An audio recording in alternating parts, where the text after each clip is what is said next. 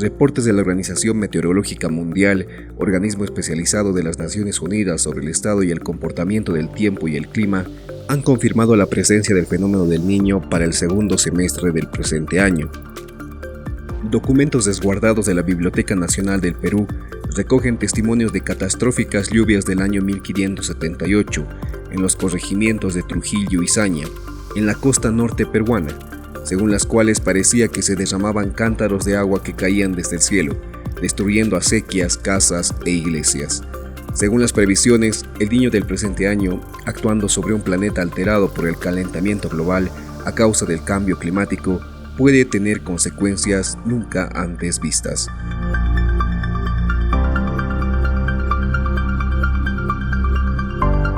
El investigador hidroglaciólogo del Instituto de Hidráulica e Hidrología de la Universidad Mayor de San Andrés, Edson Ramírez Rodríguez, comenta que el Niño es: el fenómeno del Niño es una anomalía que se presenta en las temperaturas del Océano Pacífico. Es decir, que si nosotros vemos acá, por ejemplo, Sudamérica, tenemos Australia, en todo el sector donde comprende el Océano Pacífico, se presenta una anomalía de temperaturas que hacen que se caliente en este sector. ¿Qué va a provocar eso? Mayores evaporaciones y por lo tanto, por ejemplo, las costas de Ecuador, Perú van a tener fuertes precipitaciones fuera de lo normal. Este no es un fenómeno solamente localizado en un sitio específico del planeta, sino que esto afecta a nivel mundial. ¿Cuáles son las repercusiones? ¿Cuáles son los efectos?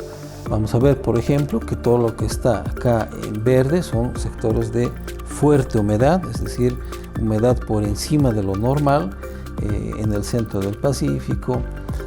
Vemos, por ejemplo, acá en el sector de Uruguay, que tienen, en el caso del fenómeno del Niño, tienen fuertes precipitaciones, pero al mismo tiempo tenemos sequías en la cuenca amazónica.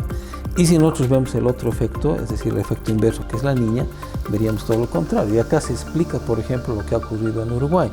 Hemos tenido los 3 últimos años de fenómeno de la Niña, entonces tendríamos una situación inversa a esta, que serían sequías. Ahora estamos entrando al fenómeno del Niño, por lo tanto se van a tener fuertes inundaciones en las costas de acá de Ecuador, Perú, sequías en la cuenca amazónica, inundaciones del sector de sur de Brasil, Uruguay, pero en la parte de Bolivia normalmente está caracterizado por inundaciones en el oriente y podemos decir sequías en occidente, en el sector del altiplano. Esa es una condición típica del fenómeno del Niño. Los cambios de clima a través de altas temperaturas, sequías y fuertes lluvias generan impactos en distintos ámbitos de la vida, como en la salud. La jefa de la Unidad de Cambio Climático, Ambiente y Salud del Instituto Boliviano de Biología de Altura, Marilyn Aparicio Fenn, comenta que el Niño actual es un niño con cambio climático, por tanto, con serias consecuencias. El Niño, como todos los efectos de la variabilidad climática, va a afectar a las enfermedades sensibles al cambio climático, ¿no? En esto tenemos a las enfermedades infecciosas, enfermedades que son, por ejemplo, las hidroconducidas, enfermedades relacionadas con la calidad del aire, enfermedades relacionadas con la transmisión por vectores. Es decir, que se pueden generar, por efecto de las altas temperaturas, una mayor replicación bacteriana, viral, de todo tipo, que puede afectar también a las enfermedades zoonóticas y todo ese abanico de enfermedades que están presentes ¿no?, que están presentes en determinadas áreas, las que nosotros llamamos áreas endémicas, pueden exacerbarse y pueden presentar brotes epidémicos. Entonces, las consecuencias son directas o indirectas sobre la salud.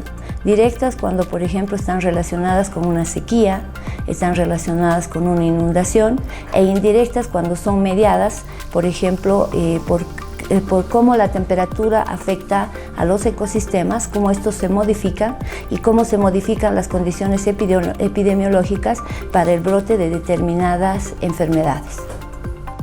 Los cambios en temperatura afectan a la agricultura, los periodos de vegetación y las épocas de siembra y cosecha pueden sufrir variaciones. Según Magalí García Cárdenas, líder del área de clima y suelos del Instituto de Investigaciones y Desarrollo de Procesos Químicos de la UMSA, con especialidad en bioclimatología, la agricultura es la actividad más dependiente del clima. Nuestro país desarrolla sus sistemas agrícolas sin aportes externos. ¿A qué me refiero? En otros países, por ejemplo en Chile, en Perú, en Brasil, se hace bastante riego, que es una de las formas de reaccionar a los eventos climáticos. Sin embargo, en Bolivia, menos del 5% aproximadamente, cifras oficiales, de la superficie agrícola tiene riego, es decir, 95% de la superficie agrícola depende totalmente de la lluvia. Adicionalmente, nuestro país es una zona montañosa que depende fuertemente, que es fuertemente afectada por la helada. Entonces, son los dos procesos que más fuertemente afectan en las zonas superiores, en las zonas altas, mientras que en las zonas medias bajas la sequía es uno de los problemas más fuertes. Entonces, depende totalmente, no es una actividad que pueda fácilmente lidiar con los efectos del clima. Normalmente debería llevarse adelante procesos de apoyo, pero no se tiene en nuestro país. El impacto del niño está combinado con la elevación de temperaturas. O sea, a veces nosotros vemos el tema simplemente desde el punto de vista de la lluvia. Sin embargo, es algo mucho más complejo porque en campo, como ustedes pueden ver, los cultivos tienen directa dependencia de cuánto evapotranspiren. Entonces, cuando sube la temperatura, independientemente del fenómeno del niño, los cultivos van a sufrir estrés mucho más rápido. Ahora, si a esto se le complica el que se le retrase la época de lluvias y que no tenemos riego, desafortunadamente los impactos pueden ser muy, muy complejos desde un punto de vista de seguridad alimentaria. Sin embargo, se puede trabajar al respecto y yo creo que dentro de estos procesos del niño y la niña tenemos que tener en cuenta que los modelos vaticinan, la mayor parte de los modelos, que en realidad el niño y la niña ya no van a ser eventos extremos como los vemos ahora. El año pasado teníamos un año niña, 3 años hemos tenido un año niña y ahora tenemos un año niño. Las alertas tempranas y la acción anticipatoria de los fenómenos meteorológicos son vitales para salvar vidas y medios de subsistencia. Pero, ¿cómo saber de la aparición y la intensidad de este fenómeno? Edson Ramírez explica que a través de modelos de predicción y probabilidad de ocurrencia. Los centros de monitoreo a nivel mundial, gracias a la tecnología que existe actualmente a través de diferentes sensores a nivel mundial, boyas en los océanos, entonces nos permiten aplicar estos modelos de predicción y probabilidad de ocurrencia. Esta es una imagen, por ejemplo, que en enero del 2023 estos centros de monitoreo nos muestran que efectivamente existían fuertes probabilidades todavía de ocurrencia del fenómeno de la niña en azul, que se iba a entrar ya en un periodo, por ejemplo estamos hablando de enero, febrero, marzo, con mayores probabilidades en gris acá, de una fase neutral que llamamos, o una fase de normalidad, pero acá lo que llama la atención es de que para marzo, abril, mayo ya empiezan a aparecer probabilidades de ocurrencia del fenómeno del niño. El hecho de que tengamos ya una probabilidad, incluso mínima, quiere decir que existe esta posibilidad de que se presente un fenómeno del niño, y como vemos acá ya había una probabilidad creciente, que en enero nos decían que para agosto, septiembre, las probabilidades podían llegaban a un 50%. A medida que pasen los días, los meses, hay nueva información con la cual los modelos se actualizan y en el momento actual pasamos de esta condición a esta condición.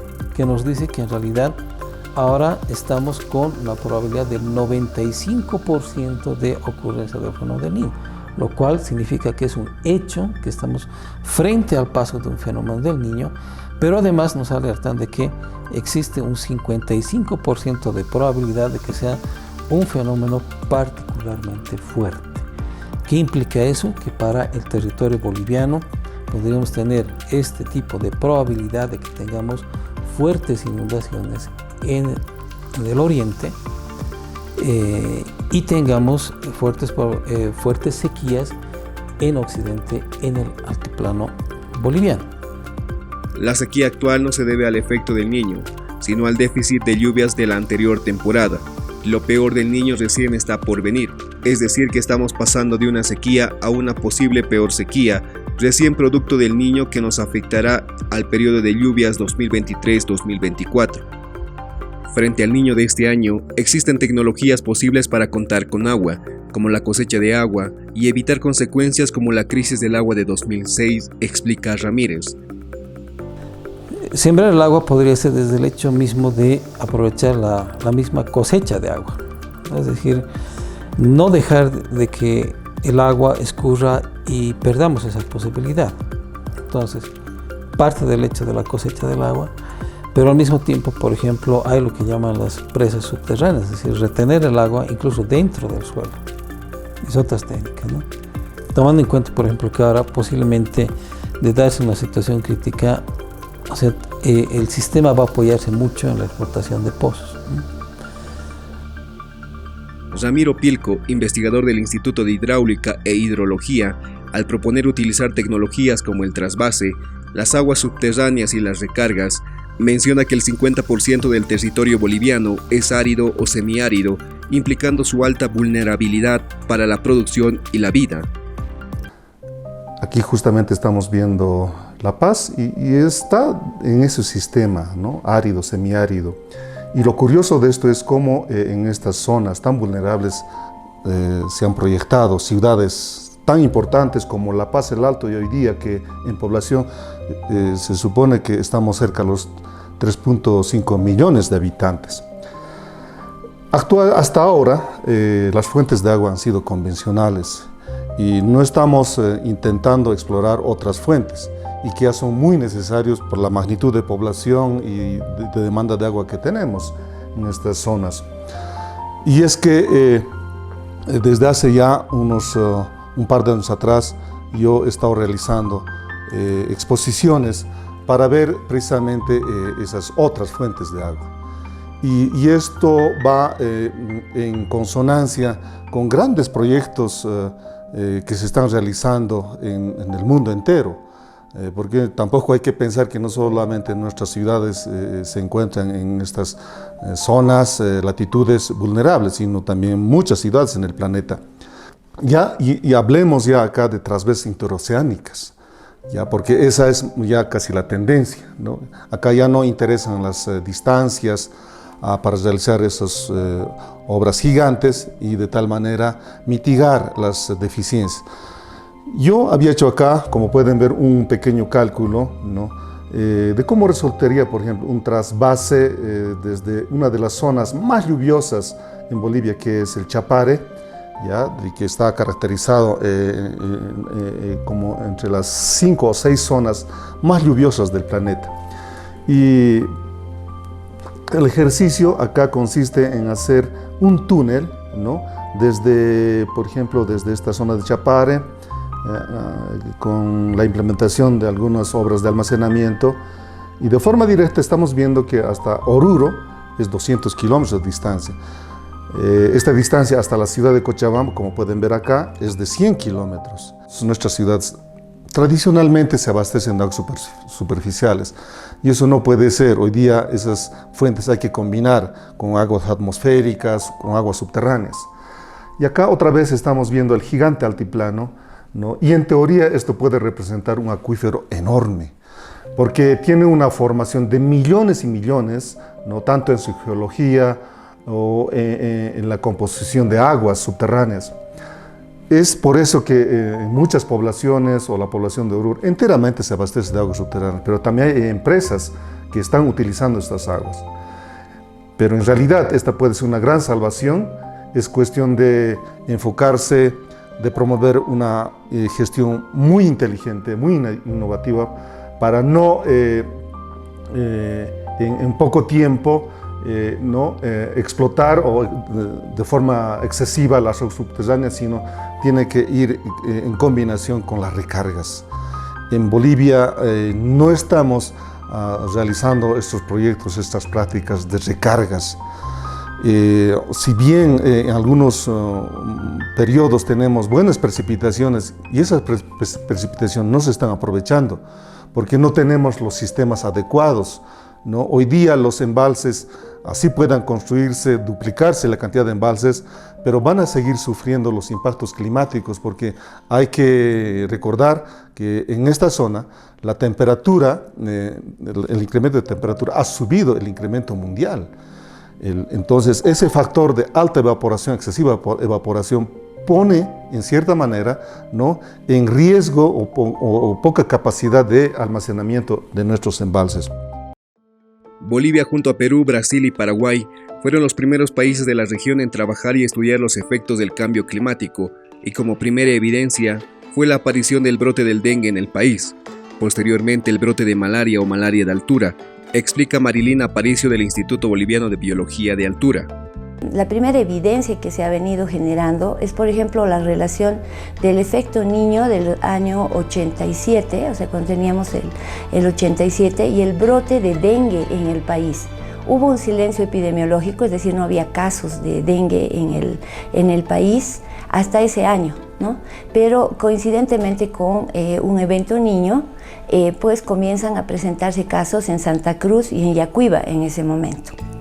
Posteriormente, el año 97-98, tuvimos un brote bastante especial de malaria que nosotros le denominamos malaria de altura. Eso fue a 50 kilómetros al este del lago Titicaca, donde vimos que se presentó ese brote de malaria que afectó a varias comunidades, pero entre ellas a las que en donde se registraron mayor cantidad de casos fue en la comunidad de Tuntunani, donde de 250 personas se presentaron 50 casos de malaria, ¿no? Cuando entramos a averiguar y a hacer la investigación de cuáles eran las razones, porque la duda que teníamos en ese momento era si era una malaria importada, como todos decían, o era una malaria de tipo autóctono, o sea, generada en la zona. Entonces se desarrolló un trabajo multidisciplinario con climatólogos, sociólogos, epidemiólogos, laboratorio, entramos con geógrafos, todo ello, y también con todo el equipo de biólogos para ver los cambios en los ecosistemas y todo ello. Entonces encontramos qué había ocurrido, que entre el clima línea de base y el clima actual ya había un cambio de temperatura, es decir, ya había evidencias de cambio climático. Y por otra parte, el ENSO 97-98, que fue un niño tipo 1, tipo 2, generó el brote epidémico, es decir, que las condiciones ya estaban dadas. ¿Qué había generado el cambio climático? Un cambio del ecosistema donde los vectores, el Anopheles pseudopuntipenis, que transmite malaria, cuyo límite reportado hasta ese momento era de 2.600 metros sobre el nivel del mar, pues había subido a mayor altura, hasta 3.400, 3.500, 3.600. En los últimos estudios publicados, se evidencia los efectos del niño con respecto a la aparición de la malaria en tierras de altura. Todos estos aspectos del niño fue publicado aquí en un proyecto con Holanda. También sacamos el libro original de malaria de altura, que solo tengo una copia, ¿no? Donde se demostró ya el efecto del cambio climático agudizado por el efecto niño 1 y 2 del 97-98. Este estudio llegó al reporte del IPCC del año 2007. ¿Y qué generó para ir a las lecciones aprendidas?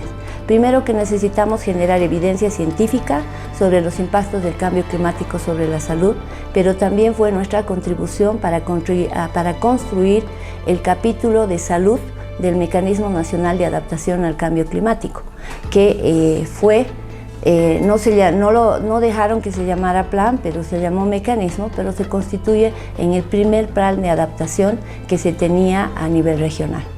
Según la Organización Mundial de la Salud, una amenaza tal vez poco difundida pero muy real con la llegada del fenómeno del Niño es la seguridad alimentaria. ¿Cómo enfrentar esta amenaza? Magalí García menciona un conjunto de estrategias. La seguridad alimentaria en Bolivia es compleja porque gran parte de nuestros productos, de los productos que consumimos, son importados. Gran parte, no todo, tal vez no la mayoría, pero gran parte son importados, mientras que exportamos gran cantidad también de productos alimenticios. Entonces, la seguridad alimentaria a corto plazo, es decir, usted me está preguntando qué hacemos después de este niño. Obviamente se tiene que pensar en silos, es decir, lugares de almacenamiento. Se tiene que pensar también en mejor cadena alimentaria. Fíjense, pasa con frecuencia que sale del campo del agricultor un total y llega un porcentaje mucho más bajo al consumidor. Hay mucho desperdicio desde la cosecha hasta que llega al consumidor. Hay que mejorar esa cadena alimentaria de manera de no perder esa parte de los insumos. Hay que reducir la importancia de los intermediarios. Es decir, muchos de los intermediarios manejan el precio, porque no es solo seguridad alimentaria de nosotros lo vemos muy urbanamente, nosotros tenemos que tener para comer, pero los agricultores también necesitan tener lo justo por sus cultivos, por lo que producen. Entonces para ello tenemos que garantizarles también buenos precios. Entonces yo leí hace un mes, más o menos era el mes del hábitat, y la conclusión que existe a nivel global es que se tiene que cerrar la brecha urbano-rural. Es decir, los citadinos tenemos que tener claro cómo ocurre la situación productiva en el campo. Hacer frente a este problema global requiere de esfuerzos y responsabilidades compartidas, tanto en la elaboración y gestión de políticas, pero también en la integración del conocimiento local con el conocimiento científico. Los agricultores conocen más de su ecosistema que nosotros como actores externos. Nosotros manejamos la ciencia, pero ellos también tienen otro tipo de ciencia que puede y debe integrarse, ¿no? Por lo menos esa es una obligación que está dentro de nuestra Constitución Política del Estado, dentro de las líneas de los ODS, de los Objetivos de Desarrollo Sostenible, y dentro de las líneas de todas las instituciones internacionales, llámese la FAO, la UNESCO, la UNICEF, etc. Y finalmente, nosotros algo que hacemos, esto sí es un poco más específico, nosotros trabajamos en cerrar el círculo de manejo del carbono. Entonces, que ustedes saben que cuando se produce cualquier cultivo, en realidad la planta captura de la atmósfera dióxido de carbono, hace fotosíntesis y hace materia verde. Esa materia verde llega al consumidor urbano, lo consume, pero no consume todo. Hay residuos. Esos residuos no deberían botarse, no deberían disponerse y pasarse a los ríos. Lo que debería hacer es buscar una forma de volver al origen, es decir, a donde fue producido. Nosotros estamos trabajando con sistemas de compostaje. Tenemos conexión, trabajamos con 7 comunidades en el Altiplano Norte y el Altiplano Central. Entonces, estamos trabajando con sistemas de compostaje. Tenemos conexión, trabajamos con 7 comunidades en el Altiplano Norte y el Altiplano Central. En el Instituto de Desarrollo de Procesos Químicos se trabaja en propuestas como respuestas a los problemas climáticos en zonas rurales. En el área de compostaje se realiza este proceso que ayuda a retener agua en el suelo. El compost es un proceso natural, es amigable con el medio ambiente y es un proceso que se degrada de forma natural, ¿ya? Lo que nosotros hacemos ahora es acelerar ese proceso natural mediante ¿qué? Aceleradores biológicos, ¿no? ¿Ya? Hemos hecho bastantes pruebas acá con diferentes tipos de aceleradores, ¿no? El principal que ahora hemos obtenido es la levadura. ¿Esto por qué? Porque tiene bastantes microorganismos y esto ayuda a descomponer lo que es los residuos orgánicos. ¿Para qué? Para convertirlo en compost. Este compost lo que hacemos es introducirlo a los suelos. Estamos trabajando con diferentes comunidades, por ejemplo en Humala. Lo que hacemos es capacitarlo, en este caso al agricultor, ¿para qué? Para que podamos colocar dosis a los suelos y hacer la cosecha. Ya a los agricultores se les está explicando cómo hacer este proceso, ¿ya? La idea siempre es interactuar. el área rural con el área urbana, ¿ya? Y no separarnos como estamos ahora. Queremos que todo, cerrar ese ciclo de carbono y cumplir las metas que sería nuevamente recarbonizar el suelo.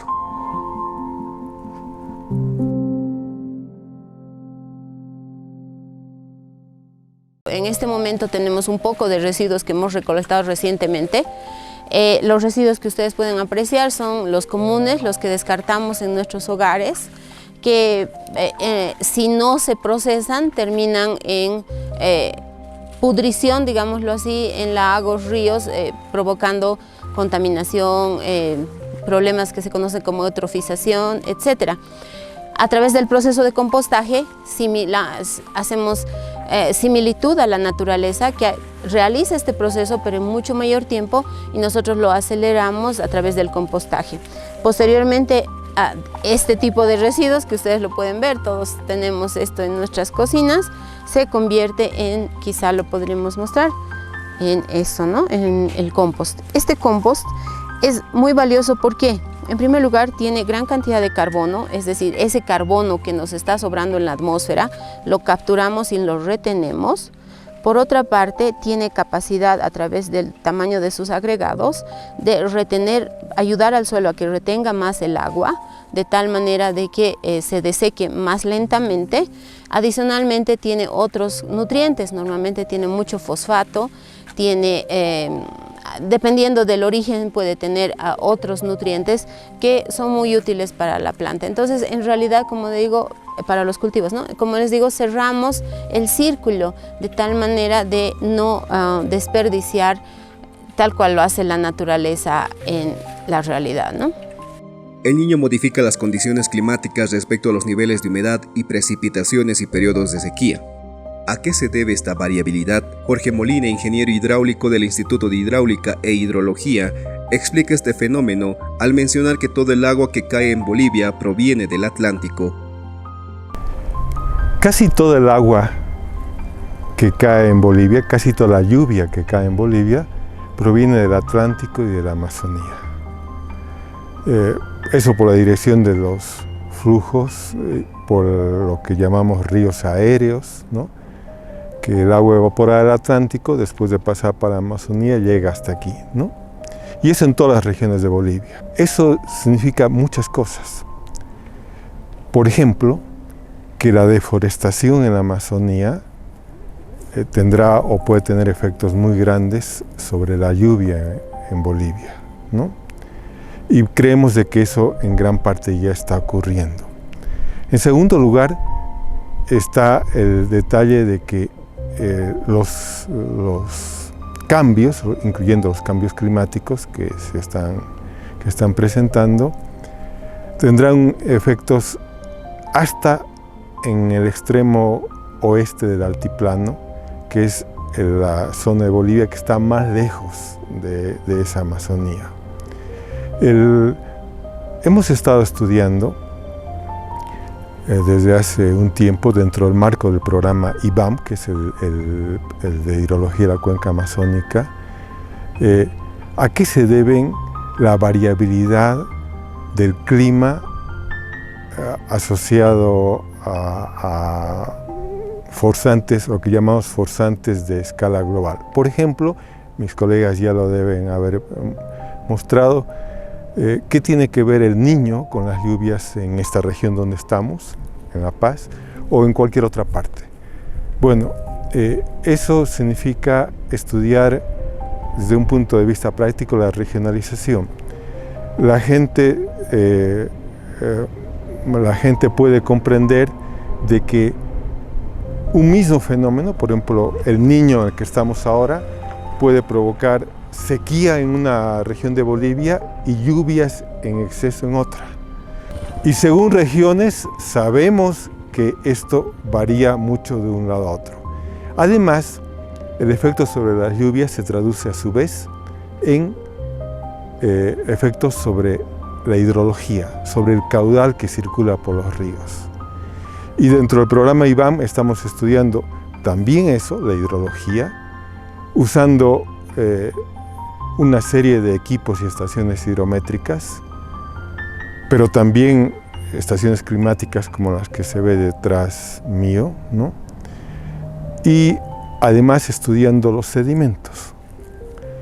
En el caso de la Amazonía eso es importante porque la Amazonía boliviana provee el 50% de los sedimentos de la cuenca amazónica por sí sola, y eso afecta en muchos aspectos. Los sedimentos, por un lado, son vida para la Amazonía, para la llanura amazónica, porque traen nutrientes y son fundamentales para la ecología. Pero por otro lado, los sedimentos pueden ser retenidos en los embalses que ya se están construyendo por toda la Amazonía, no solamente boliviana, sino brasileña, sobre todo brasileña. Entonces, conocer esas características hidrológicas y de sedimentos es un aspecto clave de la investigación o lo que se necesita para la investigación para el futuro. Estudios realizados por Jorge Molina revelan que los Andes amazónicos es la zona con mayor biodiversidad de toda la Tierra. Bolivia ocupa una parte muy especial de la Amazonía, que es el sudoeste, y el río Madera, que es el que drena casi toda la parte amazónica de Bolivia, es un río andino, un río que nace en estas regiones y que eso le da unas características muy especiales. Los Andes amazónicos que estamos estudiando son la zona de más biodiversidad de toda la Tierra. Informes técnicos de organismos relacionados con migración, medio ambiente y cambio climático mencionan las migraciones climáticas como fenómenos complejos relacionadas con cambios en el entorno debido al cambio climático, que obligan a las comunidades locales a abandonar sus tierras de manera temporal o definitiva. Según la especialista en bioclimatología, Magalí García, este fenómeno es también preocupante en Bolivia. La migración climática es incluso, en muchos casos, es oculta, es decir, migran aparentemente por otras razones, pero en realidad es migración climática. Yo tengo la percepción que eso pasa en Bolivia, es decir, nosotros hemos hecho unas pequeñas encuestas en los colegios de las comunidades donde trabajamos y prácticamente ninguno de los estudiantes quiere ser ingeniero agrónomo, veterinario, quiere quedarse a producir, ¿no? Ellos quieren salir. ¿Y por qué quieren salir? Porque en realidad las condiciones locales son muy difíciles de enfrentar y están dadas fundamentalmente, una de las razones obviamente es el clima. Es decir, cada vez es más difícil producir que antes. Por otro lado, sin embargo, esto no es lo único, en nuestro país por lo menos, ¿no? No es lo único. El problema es que con lo difícil que es producir, pero después insertarse al mercado con precios malos, es todavía más complicado. Entonces los jóvenes especialmente no tienen una visión permanente de ver el campo, la parte rural, la parte productiva, como su enfoque final de vida. Y en realidad, como les decía, yo pienso que esto tiene que ver mucho con esta muy mala relación urbano-rural que nosotros tenemos, el poco reconocimiento que le damos a la producción del agricultor. Siempre regateamos, buscamos precios bajos para la producción del agricultor, que como ya hemos hablado hasta este momento, le cuesta muchísimo producir. Durante el programa de hoy conocimos la visión de especialistas de distintas áreas sobre el efecto del Niño, sus orígenes, consecuencias, estudios y propuestas desde la academia para hacer frente a este evento climático. A manera de síntesis y reflexión sobre el rol de las instituciones y actores frente a los desafíos y retos relacionados con el futuro del planeta y la vida, recogemos el criterio de Marilina Aparicio, jefe de la Unidad de Cambio Climático, Ambiente y Salud del Instituto Boliviano de Biología de la Altura.